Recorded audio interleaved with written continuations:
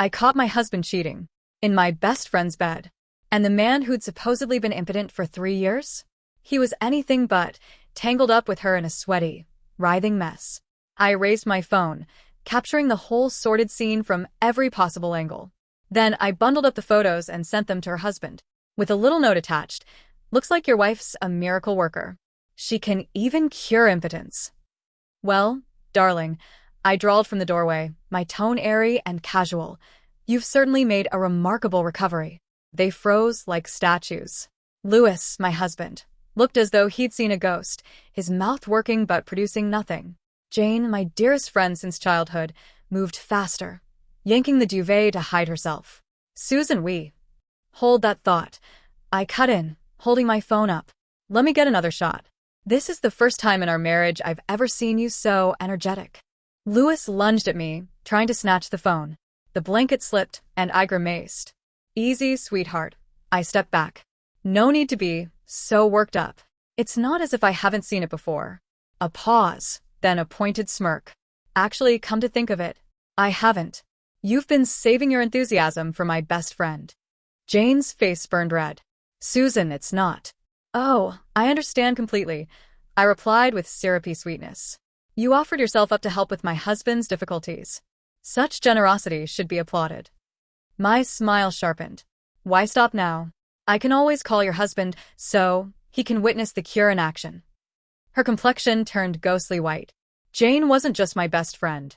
She was also my sister-in-law, married to Louis's older brother, Paul. You wouldn't dare. Louis barked. You dare to do it, I countered. Why wouldn't I dare to talk about it?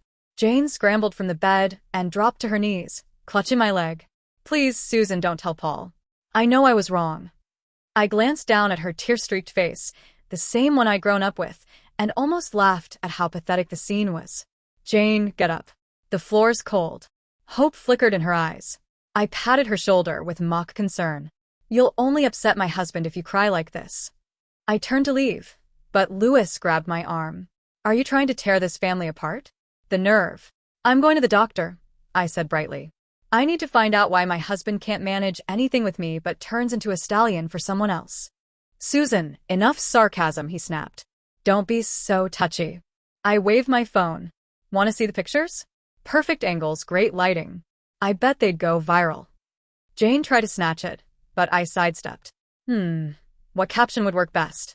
Maybe, sweet memories of my husband and best friend. You. Jane's voice shook with rage. My phone rang. Paul. I answered on speaker. Hi, Paul. I'm downstairs. What's the apartment number? His voice was calm, too calm. Jane's face drained of color. Footsteps approached. I sat back, started recording. The door opened. Paul entered, his gaze sweeping over Jane's disheveled form before settling on Louis. Paul, Louis stammered. Paul's eyes shifted to me. Recording. A small smile curved my lips. Yes. Jane crumpled to the floor. Honey, it's not. Quiet. The single word cut through the air like a blade. Paul turned to them, his voice frigid. Get dressed. They scrambled into their clothes. I nearly laughed. This was too surreal, like a bad drama. Once dressed, Paul landed 2 solid punches to Louis's face, followed by a brutal knee to the groin. My satisfaction was grim. He had pretended to be impotent for years, now he might actually be. How long? Paul asked, his tone lethal. Silence. I said, how long? His roar made me flinch. Jane's voice shook. 3 years. The length of my entire marriage. So the lies had started before we'd even said our vows. I let my voice drip with venom. So it's true love, then? You two were already together before the wedding. Louis kept his head down. Look at me, Paul barked. Louis finally raised his eyes. Bro, I don't, Paul snapped, his voice raw with disgust. I don't have a brother like you. Louis's face turned ashen. Jane dropped to her knees again. Honey, I'm so sorry. I truly know I was wrong.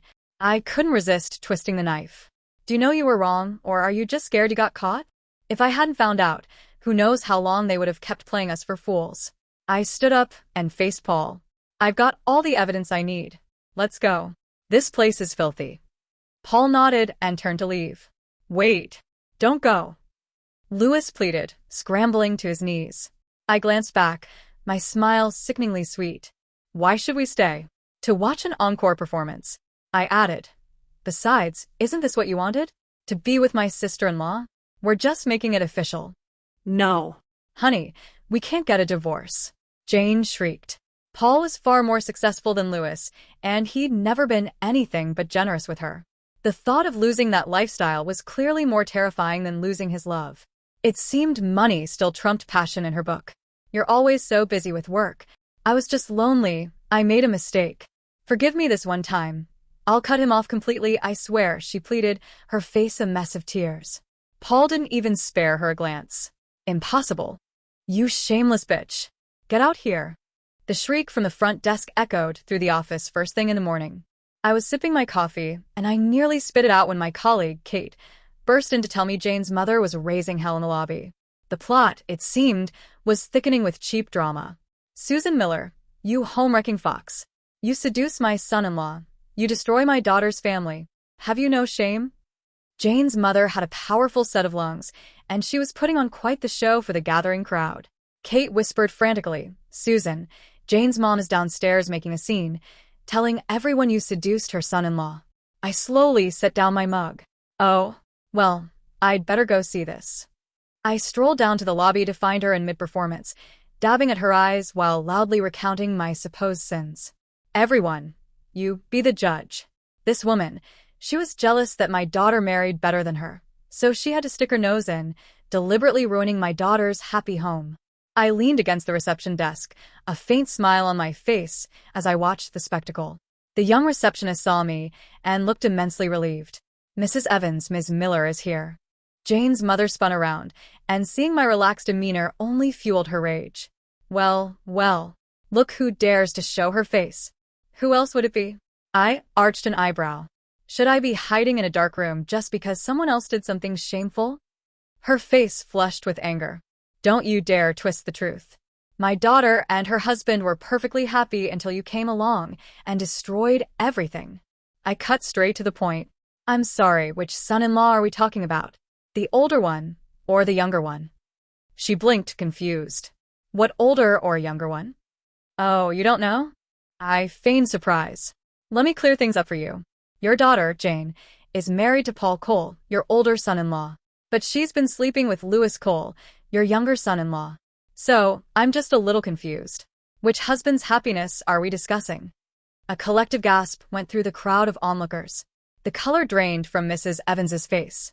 You're lying. I pulled out my phone. Would you like to see the video? I have a recording of your daughter's stellar performance with the younger Mr. Cole. Panic flashed in her eyes. You don't you dare. If you really care about your daughter, I said, my voice dropping to a serious tone, you'll go home and convince her to stop making a fool of herself. The divorce papers have already been filed. What's the point of coming here to cause a scene? My daughter can't get a divorce, she insisted. I laughed. Why not? Are you worried about losing the older son-in-law's money, or do you just think the younger one isn't good enough? She stomped her foot in frustration, but realizing she had lost this battle, she turned and stormed out, defeated. My colleague stared at me with newfound respect. Kate sidled up to me. Susan, that was epic. I just smiled. Epic? We're just getting started. Back in my office, I sent a quick text to Paul. Your former mother-in-law just paid a visit to my office. He replied almost instantly. Do you need me to handle it? No need. Already handled. Good work. I stared at the screen, a wry smile on my face. Life, it turned out, was full of surprises. The divorce proceedings began like a storm gathering on the horizon, slow at first, then relentless. Louis had lawyered up, of course, with some slick attorney who specialized in saving marriages from impulsive decisions. Impulsive? As if 3 years of deceit were a mere hiccup. I sat in the mediator's office, legs crossed, watching Louis fidget across the table. His face was still bruised from Paul's parting gift, a purple bloom around his eye that made him look like a raccoon who'd lost a fight. Jane wasn't there. She'd opted for her own separate filing, probably to avoid the awkward family reunion. Ms. Miller, the mediator droned, your husband claims the marriage was strained due to medical issues. He's willing to undergo counseling. I couldn't help the laugh that escaped. Medical issues? Oh, you mean the impotence that miraculously vanished in my best friend's bed?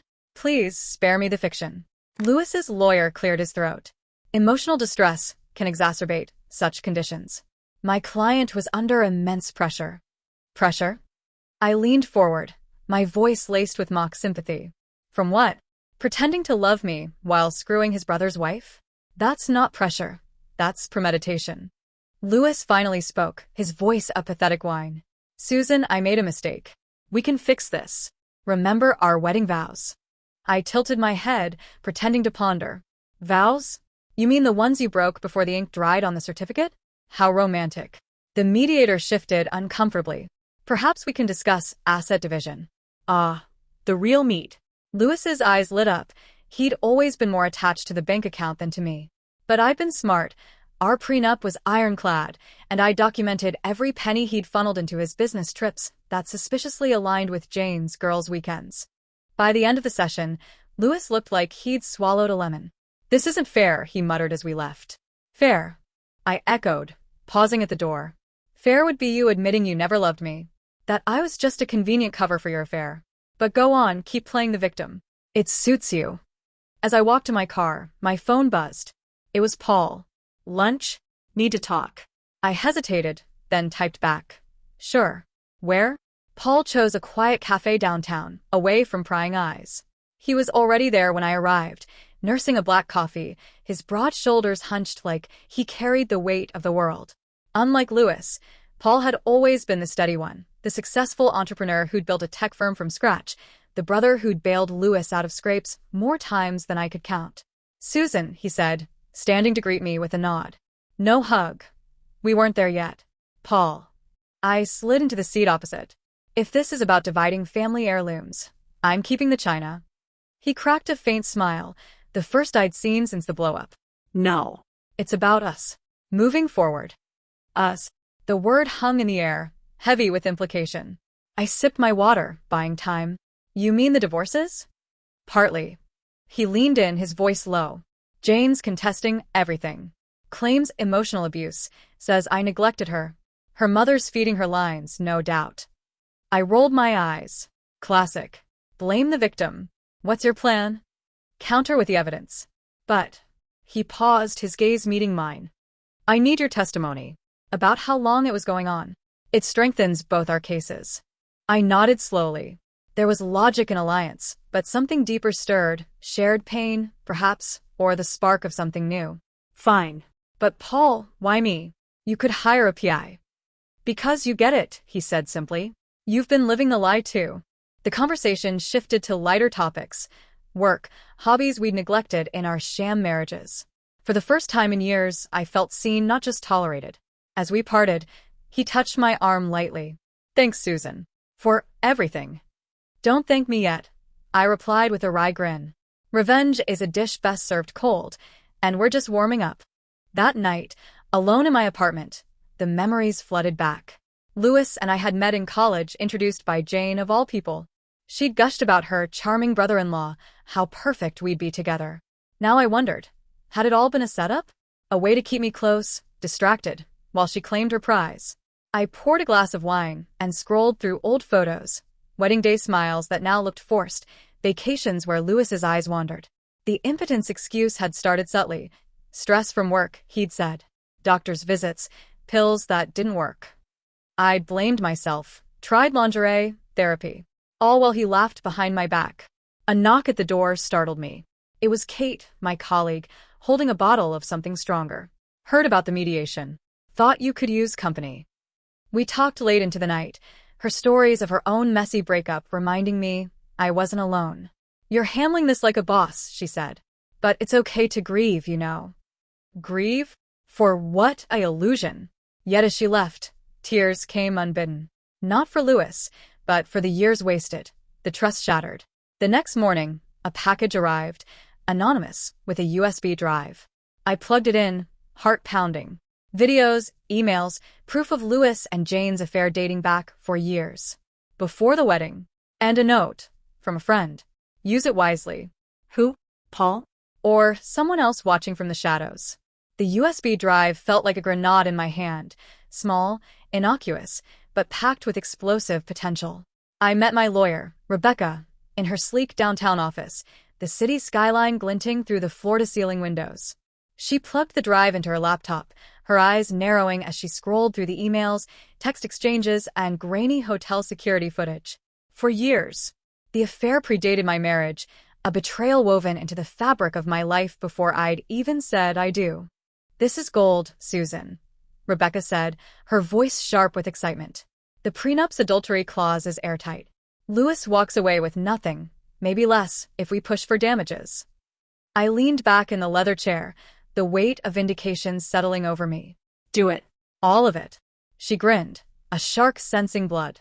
"And Jane? Her case against Paul hinges on emotional neglect. This evidence blows that narrative apart." I nodded, but my mind wandered to the anonymous note. From a friend. Use it wisely. Who had sent it? Paul seemed the obvious choice, but his silence on the matter gnawed at me. Was there another player in this twisted game? That evening, I called Louis to set a trap. "We need to talk," I said, keeping my tone neutral. "Coffee tomorrow, neutral ground." He jumped at the chance, probably thinking I was softening. Fool. The next morning, at a bustling cafe, he arrived looking like a kicked puppy, bruised face, slumped shoulders. "Susan, I know I messed up," he began, his voice low. "But we can still save this. Therapy, maybe?" I sipped my latte, letting him squirm. "Therapy for what, Louis? Your miraculous recovery in Jane's bed? Or the fact that you started screwing her before we even got engaged?" His face went white. "What are you talking about?" I slid my phone across the table, the screen displaying a screenshot of an email from Jane, dated 6 months before our wedding. "Can't wait to see you again, baby. Paul's out of town. Care to explain?" He stammered, his lies unraveling. "It's not. Those could be fake." "Oh, please." I leaned forward, voice dripping with disdain. "I have hotel receipts, timestamps, even video. You're done, Louis. Sign the papers, or I drag this into court and humiliate you publicly." His hand shook as he grabbed the phone, scrolling through the evidence. "Where did you get this?" I smiled, cold and sharp. "Does it matter? You should have thought about consequences when you chose my best friend over me." Meanwhile, Jane's desperation was reaching new heights. She showed up at Paul's office, mascara streaked, claiming she was pregnant with his child. A bold move, but Paul wasn't buying it. He demanded a paternity test, and her story crumbled. She admitted it was a lie, a last-ditch effort to keep him. The stunt backfired spectacularly, strengthening Paul's resolve to cut her out of his life. That night, Paul and I met for dinner at a quiet Italian restaurant, our second strategy session. The candlelight cast soft shadows on his face, highlighting the exhaustion in his eyes. "She's unhinged," he said, swirling his wine. "Claimed I drove her to cheat because I was always working. You ever feel that way about Louis?" I snorted. Louis's work was mostly golf and affairs. But no, I didn't blame myself for his lies. "Don't let Jane gaslight you, Paul. You built an empire. She just wanted the profits." He reached across the table, his hand brushing mine. "You're different, Susan. You get it. The betrayal, the lies. I don't know how I'd be handling this without you." The air shifted, charged with something unspoken. His touch lingered, warm and steady, and for a moment, I let myself feel it, the possibility of something new. But doubt crept in. Was this just shared pain, or something real?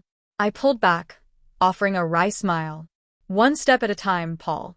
First, we bury them in court." He nodded, but his eyes held a spark of something deeper.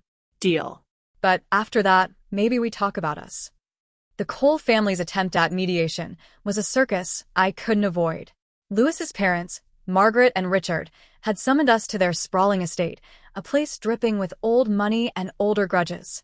They'd always doted on Louis, their golden boy, while Paul, the self-made eldest, was the dependable one they took for granted.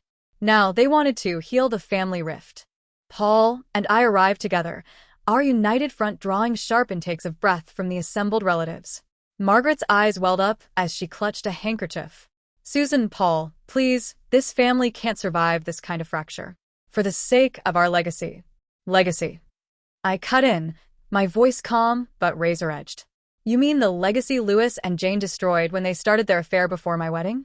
Or the one where they lied to both of us for years?" Richard, a stern man with a penchant for control, cleared his throat. "Now, Susan, let's not be hasty. Mistakes were made, But divorce is so final. Paul's laugh was bitter. Mistakes? Dad, they didn't trip and fall into bed together. This was deliberate for years. You expect us to just forgive and forget. Louis, seated across the room, tried his remorseful act. Mom. Dad, I know I screwed up. I'm sorry. But therapy may be a retreat. We can fix this. Jane, clutching a tissue like a lifeline, nodded vigorously. We're willing to change. We'll do anything to make this right. I leaned back, crossing my arms. Change? Like how you changed hotel rooms every month to keep your affair secret. Or how you changed your story when Paul caught you. Spare us the crocodile tears. The room erupted. Cousins whispered, aunts gasped, and Louis's younger sister, Emily, shot me a look of grudging respect. The argument spiraled, unearthing old wounds. Louis's lifelong jealousy of Paul's success, Jane's resentment of my perfect life, even Margaret's favoritism toward her youngest son. It was raw, messy, and strangely cathartic. Paul's voice cut through the chaos. Enough. Susan and I aren't here to negotiate with liars. We're done. Margaret sobbed, but Richard's face hardened. You're tearing this family apart, both of you. No, I said, standing. Your son and daughter-in-law did that. We're just cleaning up the mess. As we left, Richard pulled me aside in the foyer, his voice low. Susan, you're strong. I admire that. But forgiveness isn't weakness. It's for your own peace. I met his gaze, unflinching. Forgiveness doesn't mean staying in a cage, Mr. Cole. And it doesn't mean forgetting what they did. Outside, Paul exhaled, his breath visible in the cool evening air. That was brutal. But necessary, I replied, squeezing his arm. We're not the villains here, no matter how much they try to rewrite the story. The courtroom was a battlefield, and Jane's latest stunt was a landmine. She'd doubled down on her pregnancy claim, now swearing it was Louis's child. The judge, a no-nonsense woman with steel-gray hair, raised an eyebrow as Jane's lawyer presented the evidence, a grainy ultrasound and a tearful affidavit. But Paul's PI had done his homework. Medical records confirmed Jane was pregnant, but the timeline pointed to a one-night stand during a supposed girls' trip to Vegas, neither Paul's nor Louis's doing. The revelation hit like a sledgehammer. Louis, who'd been clinging to the fantasy of his true love with Jane, collapsed into his chair, face ashen. You lied to me too, he stammered. Jane's composure cracked, her voice shrill. It was a mistake, Louis. I was drunk. It didn't mean anything. The judge's gavel silenced her. Enough. This court isn't a soap opera. Settle or we proceed to trial. Louis caved, signing the divorce papers with a trembling hand. He walked away with a fraction of our shared assets, the prenup's adultery clause gutting his claims. Jane's case against Paul dragged on, but her credibility was in tatters. That night, Paul and I celebrated at his penthouse, the city lights sprawling below us. He poured 2 glasses of Merlot, raising his in a toast. To new beginnings. I clinked my glass against his, but my smile was cautious. To winning, at least. He caught the hesitation, setting his glass down. Susan, what's wrong? I sighed, swirling the wine.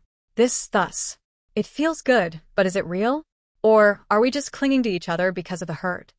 He stepped closer, his voice soft but firm. I've spent years burying myself in work, ignoring what I wanted. With you, I'm awake. It's not about the pain, it's about what's possible. The air crackled. I let him pull me close, his lips brushing mine. Gentle at first, then deepening with a hunger that matched my own. No lies, no pretense. Just us, raw and real. But as we pulled apart, doubt lingered. Was this too fast, too tangled in the wreckage of our marriages? I pushed the thought away, focusing on his warmth. For now, it was enough. Therapy became my lifeline. My counselor, Dr. Lena, had a knack for cutting through my sarcasm to the raw truth beneath. You were enough, Susan, she said in our 3rd session, her voice steady. Their choices weren't about your worth. They were about their weakness. I nodded, but the words took time to sink in. Years of blaming myself for Louis's condition, of wondering what I lacked, had left scars. Dr. Lena helped me name them. Betrayal trauma, eroded trust, a fractured sense of self. Slowly, I began to rebuild. Work, meanwhile, was a bright spot. My handling of the office showdown with Jane's mother had earned me a reputation as unflappable, and my boss offered a promotion to senior project manager. Kate threw a small office party, complete with champagne and her signature snark. To Susan, the queen of clapbacks and comebacks, she toasted. I laughed, but her words from our late-night talk echoed. It's okay to grieve. I was grieving. Not for Louis, but for the version of myself who'd believed in him, in Jane, in forever. Each session with Dr. Lena chipped away at that loss, replacing it with something stronger. Paul and I took things slow, deliberately. Dinners at cozy bistros, walks in the park, late-night talks about dreams we'd shelved. He confessed he'd always wanted to learn to sail. I admitted I'd once dreamed of writing a book. Do it, he urged, his eyes bright. You've got a story to tell. Jane, meanwhile, had vanished from the spotlight. Word reached me through a mutual acquaintance. She'd moved to her mother's house in the suburbs, her socialite life in ruins. Louis was worse off, jobless, couch surfing with friends who were tiring of his sob story. Karma didn't rush, but it was thorough. One evening, Paul suggested a trip. A reset, he called it. Somewhere warm, just us. No ghosts, no past. I hesitated, then smiled. A beach sounds perfect. But no proposals. I'm not ready for that. He laughed, pulling me into a hug. Deal. Just sun, sand, and you. The Caribbean sun dipped low on the horizon, painting the sky in hues of orange and pink as Paul and I lounged on the private beach of our villa. The waves whispered secrets to the shore, a rhythmic lullaby that matched the steady beat of my heart. We'd spent the day snorkeling, exploring vibrant coral reefs teeming with life, much like how we were rediscovering our own vitality after the storm of betrayal. That evening, as we sat on a blanket with a picnic of fresh fruit and wine, Paul seemed distant, his gaze fixed on the endless sea. I nudged him gently. Penny for your thoughts? Or is it $1 in this economy? He chuckled, but it didn't reach his eyes. Susan, there's something I need to tell you. About the USB. My stomach tightened. I'd suspected, but hearing it confirmed was different. You sent it, I said flatly. He nodded, running a hand through his salt-kissed hair. Months ago, I hired a PI. Jane's late nights, her sudden trips. I knew something was off. But when the reports came back, Louis, my own brother, I couldn't face it alone. I sat on the evidence, paralyzed. I stared at him, the wine turning bitter on my tongue. Why not confront them sooner? Or tell me? Fear, he admitted, his voice raw. Fear of blowing up the family, of admitting I'd married a lie. And then when you caught them, your strength shamed me into action. But I didn't want you to think I was manipulating you. A surprising wave of anger surged, but it was mixed with understanding. You let me suffer longer, I whispered. But I get it. We were both trapped in their web. He took my hands, his grip firm. No more secrets, Susan. I swear. This trip, it's about us, building something honest. We talked late into the night, unpacking the layers of hurt. As the stars emerged, a surprising scene unfolded. A pod of dolphins appeared offshore, their silhouettes leaping in the moonlight. It felt like a sign. Life persisting, playful despite the depths. The next day brought another twist. While exploring a local market, I spotted a familiar face in the crowd. Emily, Paul's younger sister. What are you doing here? I exclaimed, hugging her. She grinned sheepishly. Mom sent me. Not to spy, but to check on you too. And to apologize for the family mess. Paul's face darkened. She had no right. But Emily held up a hand. Wait. She also gave me this. She handed over a letter from Margaret, expressing regret and a desire to rebuild bridges, without Louis or Jane. The surprise softened the edges of our pain. We invited Emily to dinner, turning the evening into laughter and stories of better times. By the end, Paul forgave his sister's intrusion, and I felt a glimmer of family healing. As we returned to the villa, Paul pulled me close under the stars. See? Revelations aren't all bad. I smiled, leaning into him. No. Some lead to better shores. Returning home felt like stepping into a new chapter, literally. Paul and I decided to move in together, but not into his stark penthouse. Instead, we found a cozy townhouse with a garden, a symbol of growth. Packing was therapeutic. I donated most of Louis's lingering belongings, each box a goodbye to the past. Our first night, we christened the place with takeout and a movie marathon. No more lies. Paul toasted with cheap champagne. Just us. Work became my powerhouse. The promotion to senior project manager brought a flood of responsibilities, but I tackled them with zeal. One afternoon, during a high-stakes meeting, I pitched a bold campaign that wowed the board. Kate high-fived me afterward. "You're unstoppable, Susan."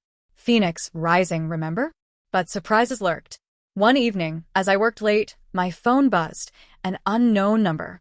It was Lewis, sounding broken. "Susan, I need to talk." In person. Against my better judgment, curiosity won. We met at a neutral park bench. He looked gaunt, shadows under his eyes. "I've hit rock bottom," he confessed. "Lost my job, friends, everything. I see now what I did to you." I waited, arms crossed. "And I'm sorry. Truly. And I think Jane's manipulating me still. She calls, says the baby's mine, but I know it's not." The surprise hit. Jane hadn't let go. "Why tell me?" "Because you deserve to know she's toxic. And maybe warn Paul." I laughed bitterly. "Too late for nobility, Lewis. But thanks for the heads up." I blocked him again, but shared the intel with Paul. "She's desperate," he said, pulling me into a hug. "But we're safe." Family dynamics evolved. Margaret's letter led to a tentative dinner. Her, Richard, Emily, and us. No mention of the absent. Instead, stories of Paul's childhood antics lightened the mood. Margaret hugged me tightly. "You're the daughter I always wanted, Susan. Strong, kind." Richard nodded gruffly. "We've cut Lewis off financially. He needs to learn." The surprise came mid-dinner.